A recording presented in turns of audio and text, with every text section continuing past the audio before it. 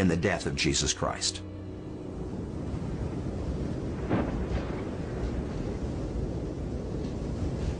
At noon, the 6th hour by Jewish reckoning, the divine judgment of God echoed over Jerusalem through the forces of the natural world.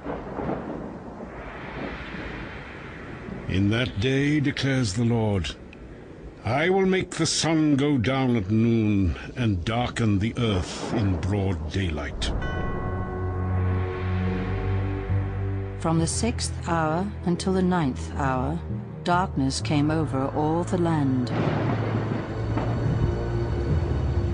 As the skies darkened and the temperature dropped, Jesus, nearly dead from loss of blood, summoned his last reserve of strength to call out to God, as messianic prophecy again came to fruition.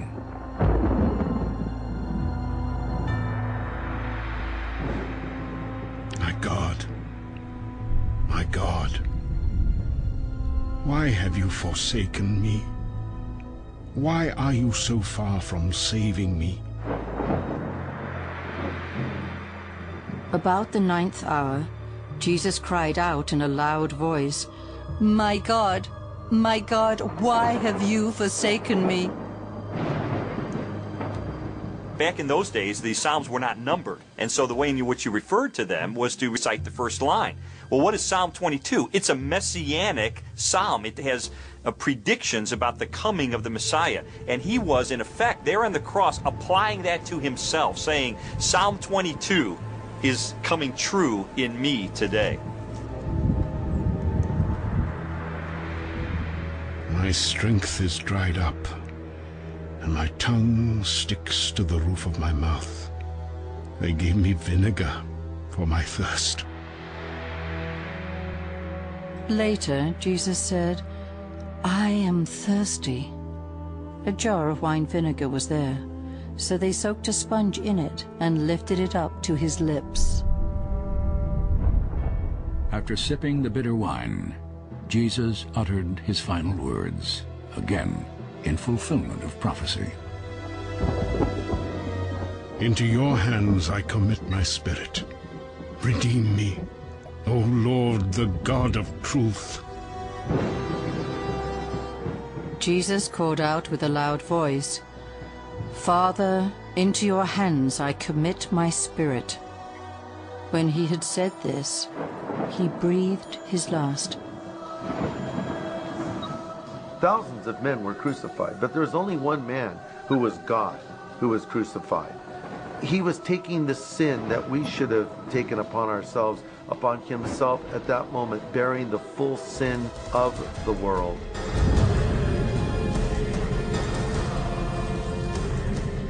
At that moment the earth shook and rocks split.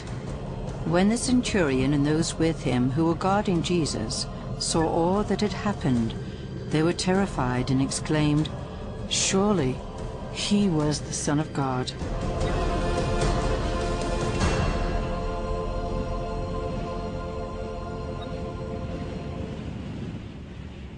Now it was the day of preparation, and the next day was to be a special Sabbath.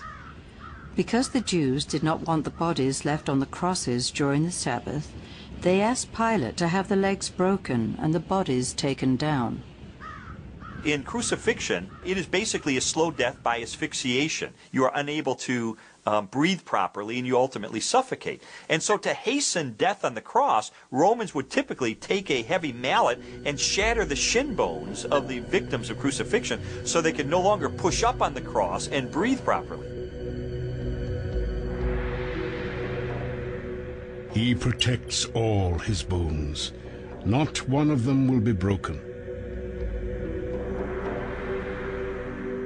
The soldiers therefore came and broke the legs of the first man who had been crucified with Jesus, and then those of the other. But when they came to Jesus and found that he was already dead, they did not break his legs. By the time he came to Jesus, Jesus already gave his spirit to the Lord because he was in total control. You see, no one could take it away from him, so he controlled every single second on the cross, and it was just at the perfect time when the Passover lamb is going to be sacrificed at about 3 to 4 o'clock in the afternoon, when he gave his life. And Yeshua has predicted that, and indeed it came to pass.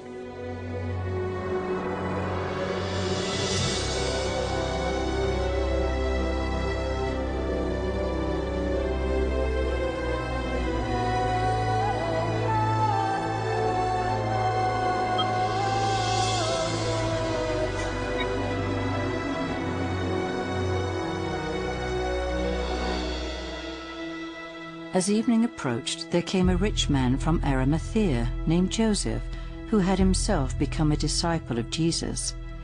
Going to Pilate, he asked for Jesus' body, and Pilate ordered that it be given to him.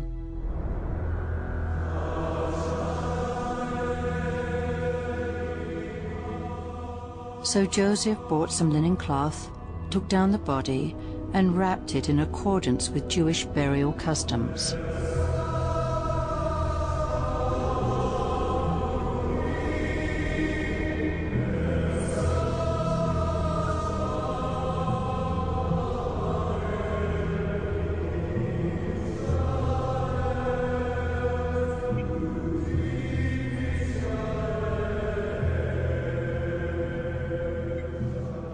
Near the place where Jesus was crucified, there was a garden, and in the garden a new tomb cut out of rock in which no one had ever been laid.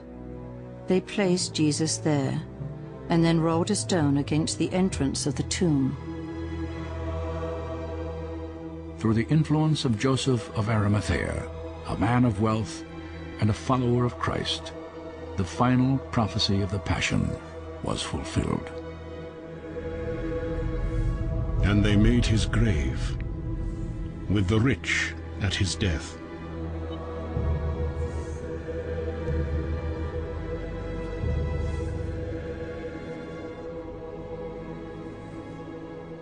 I think that we have to look at the Passion of the Christ through the lens of these prophecies. This is more than just a story about someone who comes and dies and claims to be the Son of God and the Messiah. It is a fulfillment of these prophecies against all mathematical odds in a miraculous way that validates the claim of Jesus Christ to be who he claimed to be. God, in a sense, created a fingerprint. He said, I'm going to provide predictions. Whoever fulfills these predictions, you will know he is the Messiah who has come to save Israel and the world. These are very specific details that are given in the Old Testament that are fulfilled in the New Testament. Because I think when you see the prophecy and then you see the exact fulfillment in the New Testament, it all fits together perfectly. Messianic prophecy and New Testament accounts of the Passion of Jesus Christ. In these sacred texts, authored centuries apart, prediction and fulfillment have converged to reveal a message for the ages. There is a passage in the Old Testament where God speaks and says, I can declare the end from the beginning. I can predict the future. There is no God like me in all the world.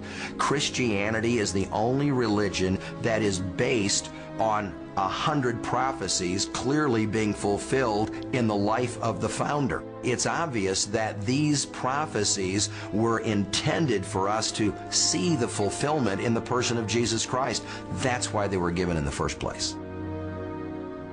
For 2,000 years, these prophecies have withstood the critical scrutiny of historians and scholars to forge a compelling case that a carpenter from Nazareth was indeed the promised Messiah. Yet the full significance of these predictions extends beyond Christ's suffering and death.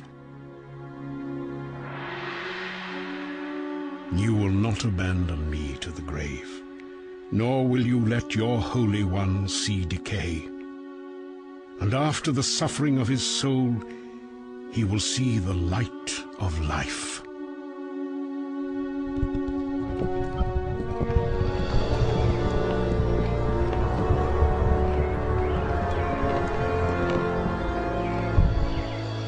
On the first day of the week, very early in the morning, the women took the spices they had prepared and went to the tomb. They found the stone had been rolled away. As they entered, they saw a young man dressed in a white robe. "Do not be afraid," he said. "You are looking for Jesus of Nazareth, who was crucified. He is risen. He is not here. Go, tell his disciples he is going ahead of you into Galilee. There you will see him, just as he told you."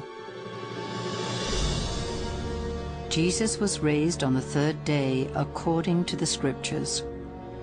He appeared to Peter, then to the 12. After that,